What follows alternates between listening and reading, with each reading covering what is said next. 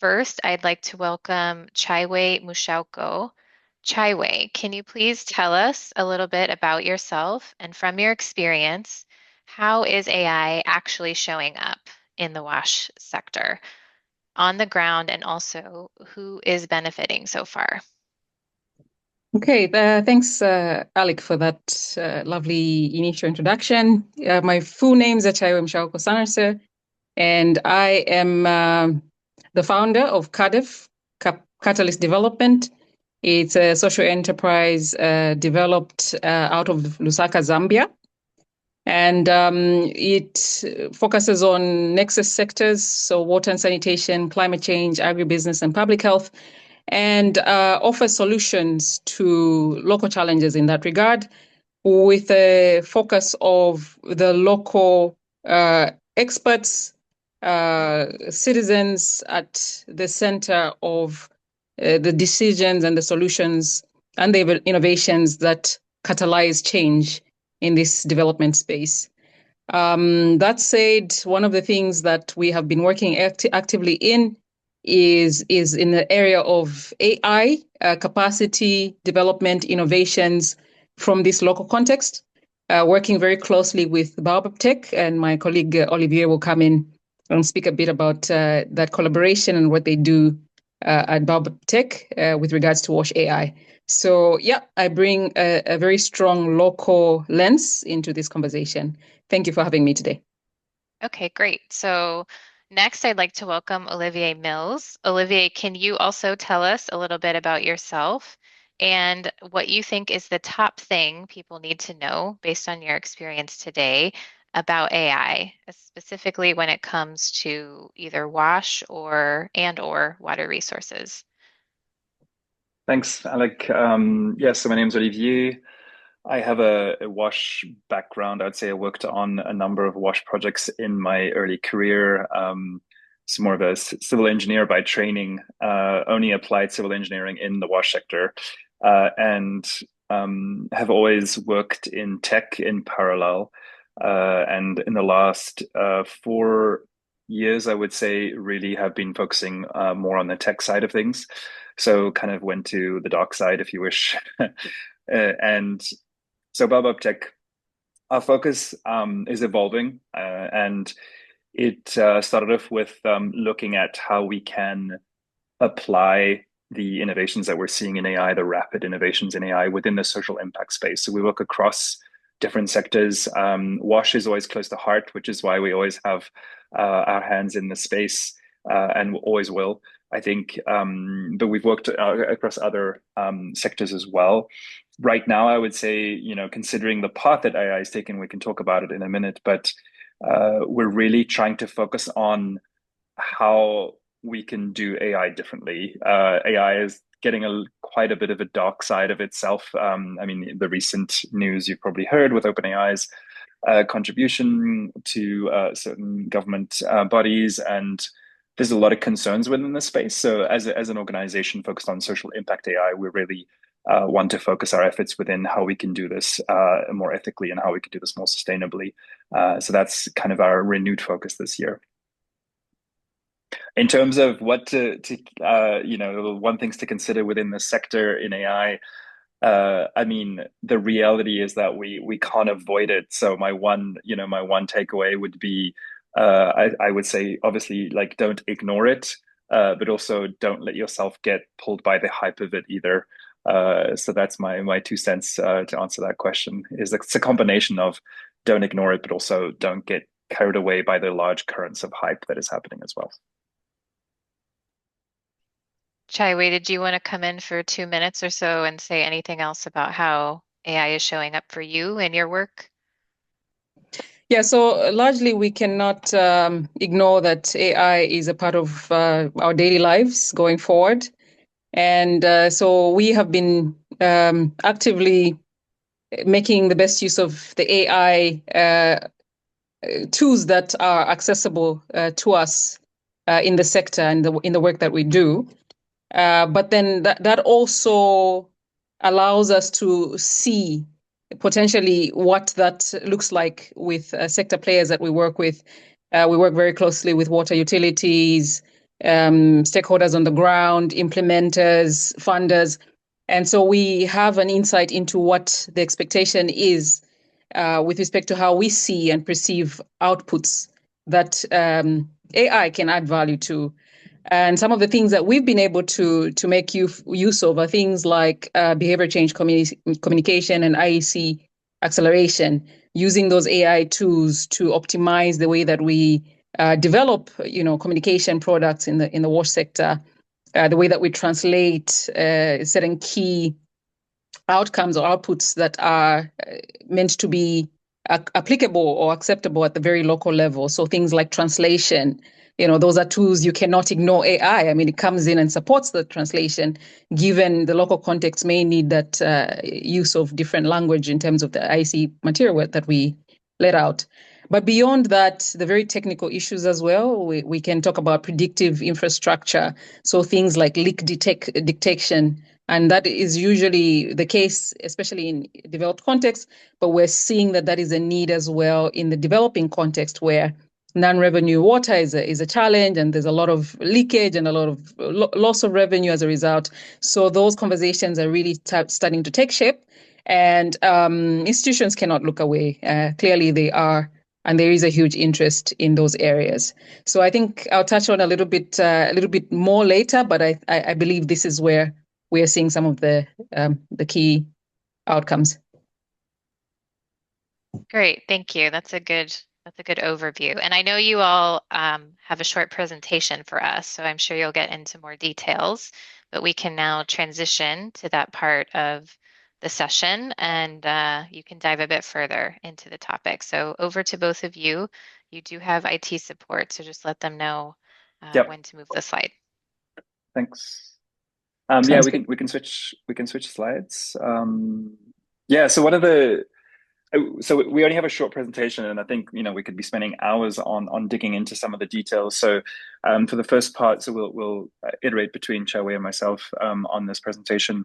To start, I think one of the questions that came up was, how do we see AI impacting? And really, when we talk about AI, it's been that evolution of generative AI, since ChatGPT has been out in 2023, which is kind of the first start of things. And since then, there's been hundreds and thousands of models, right? Everyone's there on that one tool, but there have been now I think there's this hub of like AI models. It's called Hugging Face. It's reached over 1 million AI models available for people to use in the open source space.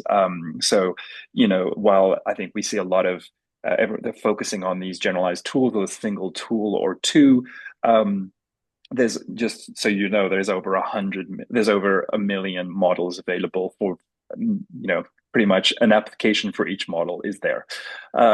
So when we talk about in the last 3 years, the growth has been, and the speed has been tremendous, very hard to catch up. Every sector is affected, including the wash sector.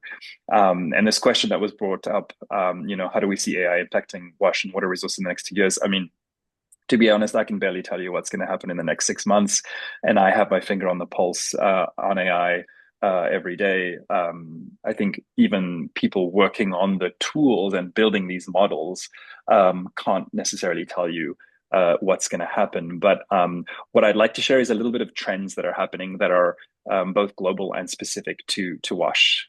Next slide. So I like doing a little bit of a reality check. So there's a number of different reports that have come out. There's a lot we can learn from outside of the wash sector to understand the impact. There's nothing unique about the wash sector. Every sector is unique, but there's a lot of trends and signals we're getting across various sectors that we should look at to understand as well what's happening within our space, or what could be happening with our space. Some sectors are ahead, some are behind. And so by looking at that, we can get a feel of what might happen within our space. Some of the things that come out, and these reports, I can share links to them, that we're in the era of work slop. Work slop is a term that's used. Slop, like AI slop, is another term that we use, which is essentially what's happening is, with generalized access to tools like chatbots, Claude and ChatGPT, Gemini, Copilot, we are generating a lot of content very rapidly, and the quality of that content is low. And so when we see these productivity gains, like, oh, cool, I can write a report now in like 5 minutes, the quality of that report, even though you writ it in a like 1/10 or 100th of the time, is probably just as low because of how individuals are using it. It's not because the technology can't do it. It's often because how users are using the technology to help write those reports. So all these gains that we're seeing, and this was from a study of like 2,000 companies or something, Workday study in January, a few months ago, that a lot of this is lost. A lot of the productivity gains can be lost in basically correcting and fixing and rewriting the generated content. So that's an interesting stat that's coming out. The other question about, oh, is everyone going to lose their jobs? Yes, we are seeing layoffs. There's been tons of layoffs in 2025. The reality that less than 1% of those are because of basically AI replacing individuals. So we're not yet in the phase of people actually being replaced with AI. Doesn't mean it's not coming, but it hasn't happened yet. Next slide. Thank you. Another interesting fact, and this is where you probably relate to it, is that everyone's using it. 88% of organizations who were surveyed in this McKinsey State of AI in 2025, which to me, again, that's an old study because it's over 6 months old. In AI, 6 months is a long time. But again, this was the time it takes to do surveys, etc. So in this time, 88% of organizations really use AI at least in one function, which is probably something you can relate to because you probably use AI. And if you don't, I don't know what you've been hiding. But so that's a stack. But then the interesting part of that is that in enterprise generative AI, so like this is when organizations are trying to build internal tools for themselves, larger enterprises and companies, that there's been a 95% failure rate, which means they'll try and build a tool to do a thing to help their workflow. 95% of the time, it failed. It didn't achieve what they were trying to do. And this is purely because we're still in a fairly experimental phase of, can AI actually help us in automation? And this number is averaged. I would say within the tech space, we're seeing a much, much higher success rate because it's, when you're building the tools that you use for yourself, like that usually works better than a non-tech company or non-tech industry like Wash. So we're seeing still a high level of failure rates and experimental rate. And I'm seeing this with organizations and Wash organizations who are, like their best bet is, let's implement Copilot for our team and hope for the best kind of thing. And then there are a couple of pilots that are working pretty well, but yeah, still very much in the experimental. Failure is not a bad thing unless it impacts people. In terms of when, we've got to be careful about what failure means with impacting affected populations. But when it's organizational, if you've had some internal AI work and it's not working, you're very much amongst the norm. Next slide. So what about for sort of Wash in the water space? The way I like to look at it is, and these are, I don't know, there's different ways that we talk about this across different sectors, is horizontal and vertical adoption. So you're probably most familiar with the horizontal AI adoption or desk side adoption.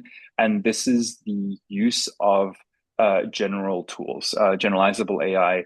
And for example, literally like, report writing, or even just now, because these tools become better, starting to do some data work. Maybe you've used like the Claude Excel plugin because the Copilot one is really bad. Or maybe you've tried, different chatbots to do some work on the side of your, I would say, non-Wash specific. And by Wash, I'm referring to like Wash technical work. So that's the horizontal adoption. That's the first one. That's what we're seeing the most in. And it is often the failure within this adoption is often due to the level of training or knowledge and skills around how to use AI on desk side. And that is, it's similar to like, how do I find a book in a library? If you've never been to a library, it is something you need to train on. It is something that can happen with a lot of practice. But it is the first space of adoption, and every organization that I've spoken to in the Wash sector is now in this. I think a year ago there's a lot of hesitation. There's a lot of no, not allowed to use ChatGPT, etc. And now there's a full adoption within desk side AI. Field side or vertical adoption is, I think, the interesting part of application, where it's a much more technical application of AI within, for example, leveraging it to access data, work with unstructured data in analysis of outcomes, using it for wash specific applications. So non-accounted for water, geospatial, like the flood analysis work, any kind of adjacent, or not adjacent, but highly applicable sectors like in the climate space. So this is, I would say, domain specific adoption. And that is still slow, much slower than I thought we would be now, compared to when we started working more deeply in Wash AI 2023. We're still at 3 years, which is a long time, and I'm still seeing very slower than I thought an adoption, and that comes from, and I would love to hear from you, understanding, why do you feel your organization hasn't started incorporating the technology is there, the technology is capable, like our ability to analyze, to cross connect data, to bring in data that we've never brought in. So I'd love to hear from you, like, why do you feel your organization is, and I have some ideas, but hasn't been adopting some of the available technology within the domain space. Next slide.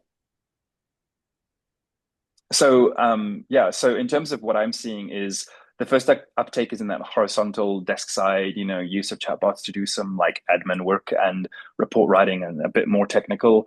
The second uptake that I'm seeing is starting to use, so some organizations who are specialized in data are leveraging AI to connect some of it, but I'd say that's a very small percentage of the space.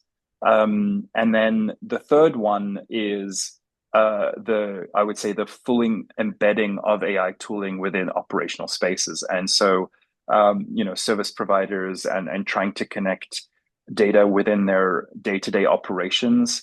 I think one of the key barriers, and again, I'd love to hear from you, has been probably just that it's still not a priority. The wash sector is still struggling with limited budgets just simply for infrastructure. We're seeing also like organizational change is often a big barrier for adopting a new process, a new way of doing things, when we think of like the deep operation side of things. So I think the organizational readiness is still not there yet. And so one of the questions I'd have back to this audience is, what do you think needs to change for that? And I know that, Chaiwe can come up with some thoughts and experiences there. So that's the kind of the three stages of adoption within our space that I've certainly seen, but I'd love to hear more from you there. So that's the short on that. I think I'll hand it over to Chaiwe to speak about a little bit professionals in the sector. Thank you, Olivier, for sharing a bit of that background. So we can get a little bit into what this looks like at the professional space or in the professional sector, especially when we look at institutions and them being an enabler or a barrier in the way that AI is used. So how can professionals in our sector better prepare for AI-induced change? We can move. Okay. So I think, as mentioned, it's mainly institutional decision-making. That's the entry point. I mean, when you look at the sector today, it's heavily institutionally driven. We have institutional culture, institutional decision-making that needs to take place. And that's where we look at that first box there. So institutional decision-making, particularly on AI governance and strategy. If we look at the sector today, I think it's a little bit difficult to find institutions that have institutionalized the use of AI. They have created a governance structure around it and a strategy around the use of AI.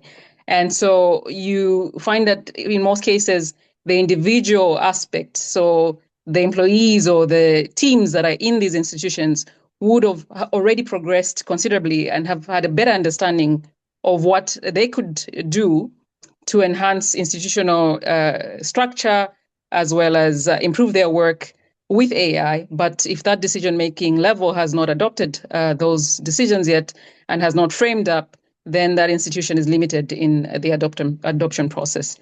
We can also look at in the individual capacity. So beyond the institution decision making, we see that at the individual level, a lot of individuals within these institutions are actually taking it upon themselves to capacitate themselves on how to use AI or to create AI literacy becomes an individual responsibility. And without that, obviously, individuals within teams, some individuals are ahead of others. And so institutions do need to assess and see what sort of potential capacities can be embedded within the different teams and the structures within the team to be able to bring the institution up to speed on whatever strategies these institutions have put up, if they have put up institutions on the use of AI.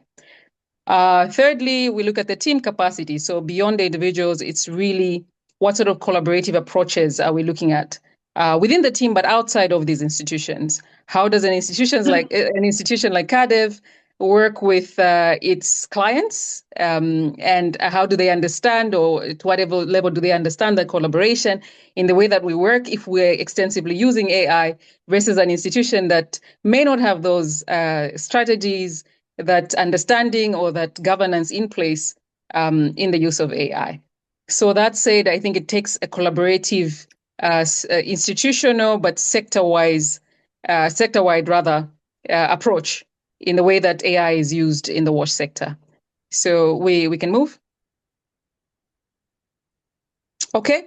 Further on, I think this one brings us a little bit down to the technical aspects in the way that institutions are currently working. So when we spoke about defining key aspects in the strategy that institutions would use in the AI space, institutions do need to define what problems they have and they would like to address with AI. So it's not just create a strategy, create a governance system. It is about the problem. What problems do we have? What do we need to fix? And how can AI come in to fix it?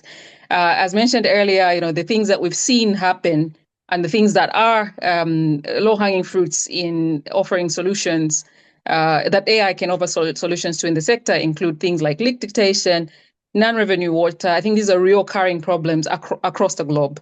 Sanitation planning is a big one, but we've seen interventions that have really started to catalyze in the area of AI, things like mapping, access to data, quicker assessments of data or interpretation of data.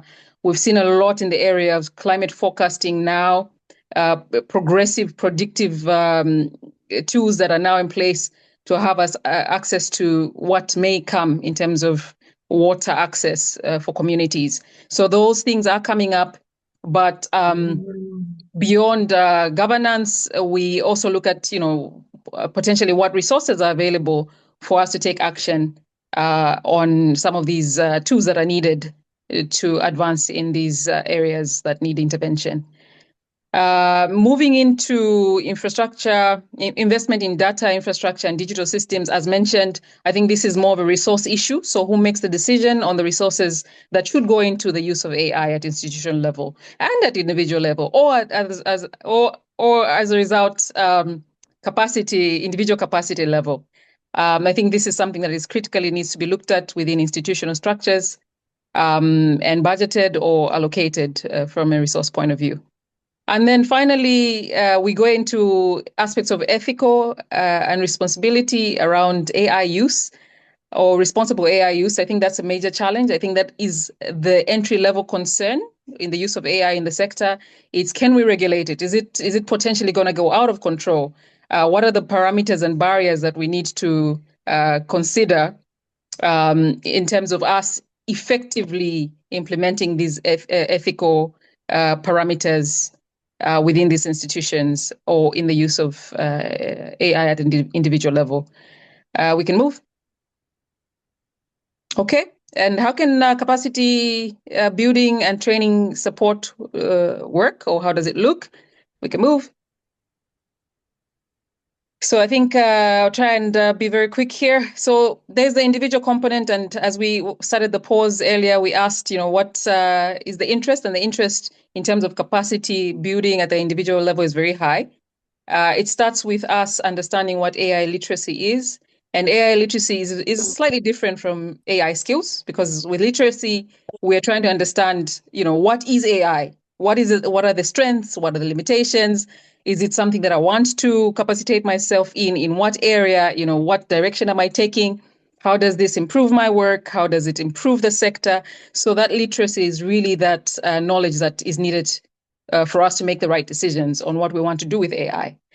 The second bubble there is looking at the development of skills. So what kind of skills do we need at individual level? For the sector, I think one of the biggest ones is, for example, data management. A lot of that skill set has existed for a very long time, but AI sort of enhances and creates more of increased capacity for data management and to work better at individual but also institutional level. So what sort of skills are needed to be able to allow for that capacity to be built on the use of AI for data management? And then finally, the tools. I mean, Olivier mentioned a little bit about what tools are available. And, we know the typical ones, the ones that we see at our desk, ChatGPT, Cloud, and the others. But there are many other tools that we can tap into. And these tools can do different things: analysis, reporting, communication. But the diversity of tools also supports us in ensuring that there's more quality. Some tools are better than others in doing X amount of work versus Y, for example. So we have to be able to understand that and see what vast amount of tools we have available and how best the sector is able to adopt, or how effective these tools really are for what we're doing in wash and water. Chaiwe, we're at time for the presentation. If you can wrap Perfect. up in 1 minute. I think that was my last slide.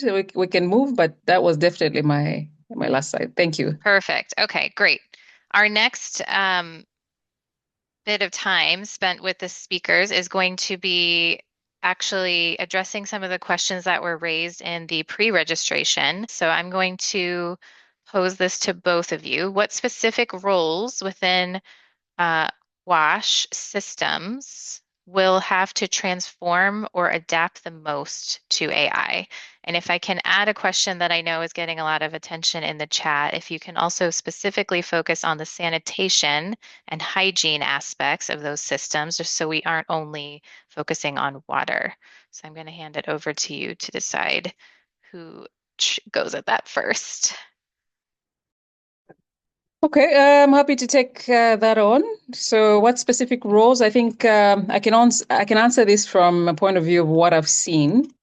So, as mentioned earlier, a lot of what we shared earlier, automatically when you look at data, predictive modeling, aspects to do with, and this is one example out of Zambia, where we've seen in the sanitation sector an interest towards scheduled emptying rather of pits. So the utility that is supporting this work is more or less advancing in the work towards service provision, and how those services can be easily accessed through scheduled emptying. So current information for clients or client information should be made available in the quickest way possible. Predictions on how quickly pit latrines would fill up. So all that information is needed for something like this. So we've naturally seen this shift towards systems that allow for that predictive sort of approach. How can you ensure that you have this information at your fingertips ahead of time? So the roles that significantly change as a result are roles around service provision to clients. I think a more client-focused approach there is taking center stage. So it's really the service providers in themselves. I think those are the ones that are really uptaking AI tools and systems. Data still becomes a critical one. So we're seeing more data experts really using AI tools. But beyond that, again, this is a sector that is very heavily people-centered. And because it is people-centered, information is key and critical. So we're seeing more of the use of communications expertise in the area of AI. And I mentioned behavior change communication. I think you cannot empty a facility without changing behavior or influencing behavior in one way or the other. So we're seeing a lot of those communication experts and influencers coming out of the AI space. I think those are the two main ones that come to mind immediately. I'll pause there for a second and maybe also get Olivier's input. Yeah, no, I would second pretty much everything you said. The specific roles, I don't know if there's roles that are gonna change fundamentally. I think it's the functions within the roles that are going to evolve. And so in terms of things that you would normally do within your role, many different roles, AI is going to come in and look, some of those functions are going to get just done so much quicker and easier with AI. And so the question would be more about not what role will change and what role will be replaced. It's more what functions in my role should I get ready for leveraging AI to do this better. If you're still not using AI for a certain function, then your role is at risk. Then you're missing out on opportunities. So I think it's more about thinking of what functions within my role are going to evolve, and a lot of it could be anything from working with data, gathering data, supporting clients. So your any kind of communication type role, and anything like any kind of administrative tasks, scheduling, all of those generalized functions can get optimized and it can take a tenth of the time now. So it's much more about thinking which parts of my role AI can come in. And a lot of those right now are not WASH specific. It's not necessarily WASH specific. It's general administrative uses where AI can really come in and essentially giving you more time to focus on the things that you need to be human and doing. As Chaiwe said, it's very human centric, the space. So, you shouldn't be wasting time copy editing a report when you should be talking to humans or focusing on the human centered part of things. So that's the way that I would like to look at it. I like that viewpoint on human centric, not just computer centric. But I'm going to keep us moving on to the next question. And actually, I have some comments here, but hopefully these will lead to a little bit more discussion with audience members. We had an interesting comment from George. It says, I think a lot of the challenges here are actually dependent on the quality of data available, i.e., water utility data sets and records. In many cases, these are still offline paper records, so there are significant challenges to achieving AI success. And Olivia, I know that you already responded to this in the chat, but I wanted to also raise it for Chaiwe and if you wanted to share any further reflections. No, I mean, I completely agree. No more than that, really. I completely agree. Yeah, I'm seeing a lot of organizations who see AI as a silver bullet. It doesn't solve the data problem. That said, there is upstream work where, for example, we're seeing the digitization of records that now can be much faster. So AI's ability, for example, to just look at a water meter and immediately interpret that. Any generalized vision model can do that now. Receipts. So looking at the physical world interpretation through vision models now, those are very advanced and can accelerate some of that. And there is a huge space around AI helping prep data. But it can't solve the gap of data necessarily. It can't suddenly create data that doesn't exist. Well, it will actually. It's called hallucination. It's a thing, and it's a big problem. We don't want it to make up information. But yes, it's AI only is as good as the data that we feed it. And there are pathways to go from the physical space to the digital space. But it won't replace data that doesn't exist. So that's something to think of, all the upstream work. Yeah, maybe just to build on what Olivier is just sharing, I think one other way of looking at it is when you talk about pathways to data, I think those pathways in themselves will need some AI support. The biggest challenge that we have at that level is that exactly that the paper, using old systems in a very modern era and trying to optimize that. I mean, it's impossible. So we do need to update those systems. There should be opportunities, and AI has that opportunity to update those systems. And maybe the question really is still the resource question. But we hope that AI also answers that, because we were looking at a time when access to systems that improve data collection would be unachievable for a utility somewhere in a rural area in the developing context. And so AI brings that opportunity a little bit closer, because you have access, better access to technology on your phone, for example. So using those tools that are phone specific to collect that data and then feed it into a system that is a little bit more optimized, does not require too much infrastructure or resources to be able to manage and optimize, less human resource as well. So yes, I think I would see this more of an opportunity for the sector that is still heavily dependent on paper data and paper, and as a result having no access to data in its totality to be able to make use of and build upon. Very interesting.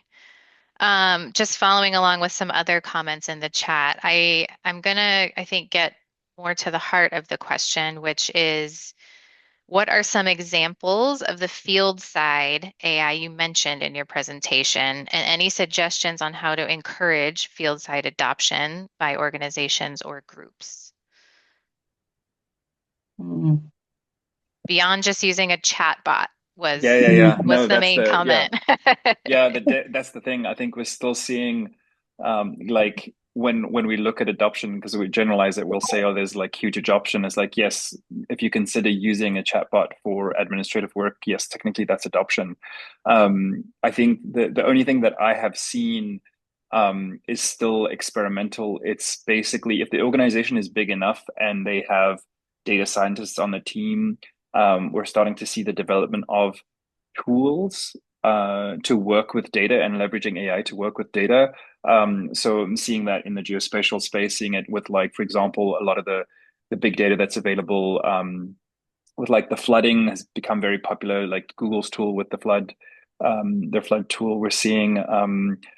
I'm seeing it, for example, in the service provision. So leveraging building customer relations, sort of like WhatsApp chatbots to engage with clients on the service providers. So finding ways to just tap into clients or customer support type areas in the more service provision space.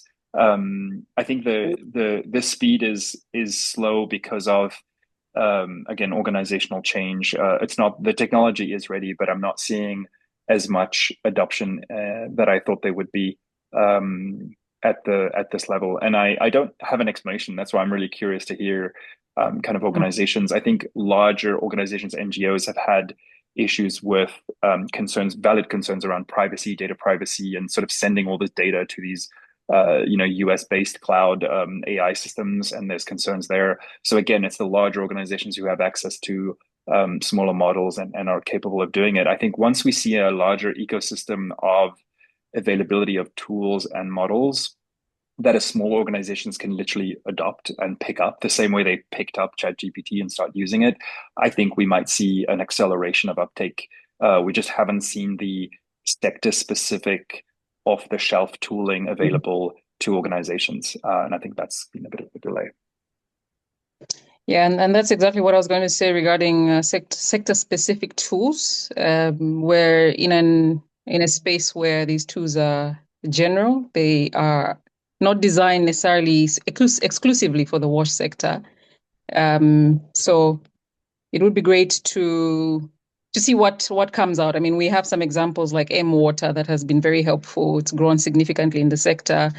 There are other tools as well that we're seeing a favorite, OpenStreetMap, Kobo for data collection. Those are general, but very, very applicable in the sector.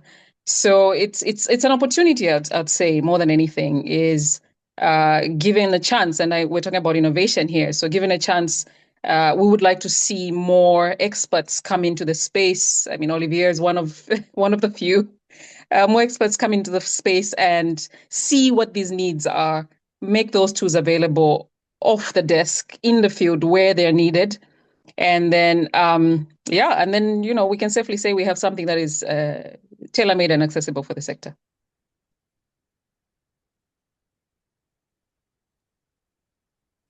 I'm balancing our time here a little bit because we're coming up on the last 10 minutes. I want to give you both the chance to share one final thought, but maybe we can group it in together so that I address this last comment.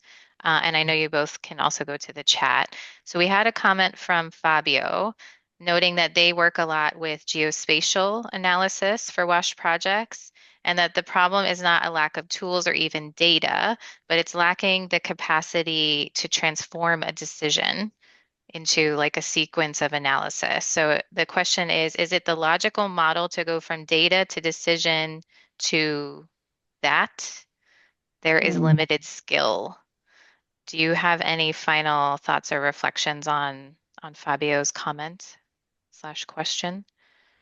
Yeah, I don't know if I fully understood it. I think I think one of the areas that it's related to this is the data to decision pathway and both an opportunity and risk of what's called like in the space called cognitive offloading, where we're essentially transferring um, the analysis or the interpretation of data to an AI system. And there's both an opportunity to do that rapidly if you can trust it, but also a risk of offloading that analysis and decision making to AI systems. So that's both an opportunity and a threat in our space where as AI starts to get integrated in automation, how far down the chain does its role play in making decisions or using the data in a certain way? So again, I squarely put that as risk and opportunity because Mhm. yeah, I mean, it makes sense. Yeah. Well, and that's one way to look at that question. The other way would be, from a technical point of view, the other way would be, do we remove the human factor in the decision making? And I think that's critical because when you have access to that data would then catalyze a decision at that institutional level on whether, we are moving in a direction of the use of a certain tool, changes in that to that, what does that data inform in terms of the use of the AI in itself? And then that once that is available, the AI tools further produce data for further decision making. So we do not isolate the human factor. We do not let AI make the decisions. In short, we have to be part of that decision making. And this is where that human-centric piece comes in again that you both were Mm. talking about earlier. Okay, I'm going to make an executive decision. Chaiwe, can you give me the final word just to kind of round up your discussion? What is your final piece of advice regarding AI's impact on our sector? And Olivier, I'll give you a chance to give one agreement or addition. Great. Yeah, I think overall it has echoed throughout the conversation today. It's mainly around really looking at the opportunities and using those opportunities and those uh, opportunities to rather make the decisions around what potentially is needed in the sector. So bringing in those opportunities for the sector itself to have access to AI openly without having to shadow it in one way or the other. Bring it to light. It is a part of what we are doing on a daily. It is come here to stay, and it has to be part of the sector. But we Rockwell. need to make the right decisions around it. I think that's really what I take away from this Dr. conversation. Rockwell. Any any final parting thoughts, Olivier? Yeah, I think it's that AI is not what you see through ChatGPT. There is way more opportunity. So don't simplify it to just what you see happening in the space. I think we can do AI differently. And the best thing you can do as an individual in the space is to don't wait for your organization to catch up. They will be behind. So focus on your own skills. Seek out opportunities, not even just in WASH, just in understanding how the complexity and the variety of opportunities that exist within the space. I think that's the best thing you can do today is to educate yourself as much as possible. Um, yeah, that'll be it. I know we're at time. Thank you both so much. And I think we will continue to check in with you every 6 months at least, just so we can keep a pulse on this rapidly changing landscape. But we really appreciate your insights today.